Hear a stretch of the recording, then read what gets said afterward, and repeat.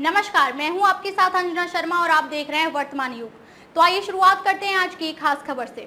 मोहन भागवत ने मौजूदा शिक्षा प्रणाली पर उठाए सवाल, बोले बदलते समय के साथ चलो। लेकिन राष्ट्रीय स्वयंसेवक संघ आरएसएस प्रमुख मोहन भागवत ने हाल ही में मंदिर मस्जिद के नए मुद्दे उठाने पर नाराजगी जाहिर की थी।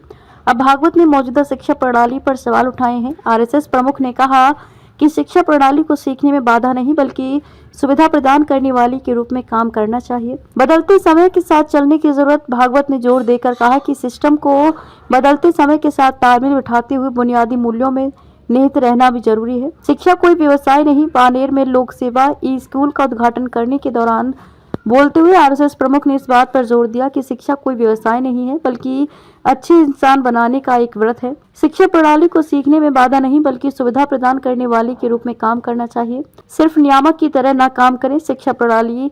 मोहन भागवत ने कहा कि शिक्षा प्रणाली को केवल नियामक के रूप में काम करने के बजाय छात्रों को सशक्त बनाने के साधन के रूप में काम करना चाहिए। उन्होंने कहा कि शिक्षा प्रणाली को सुचारू संचालन सुनिश्चित करने पर केंद्रित होना चाहिए, न कि क्या करें और क्या ना करें लागू करने पर। राष्ट्रीय शिक्षा नीति की सराहना की। राष्ट्रीय शिक्षा नीति एनईपी की सराहना करते हुए आरएसएस प्रमुख ने कहा कि इसे भले ही हाल ही में पेश किया गया हो, लेकिन इस तरह की प्रणाली के लिए चर्चा कई वर्षों से चल रही है। उन्होंने कहा कि कई स्कूल लंबे समय से मूल्य आधारित शिक्षा प्रदान कर रहे हैं।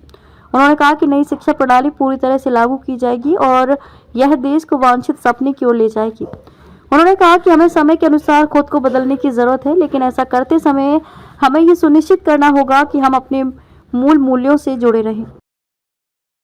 खबरों में अब तक के लिए बस इतना ही। फिर होगी आपसे मुलाकात कुछ ऐसी ही खास खबरों के साथ। तब तक के लिए नमस्कार और देखते रहिए वर्तमान युग।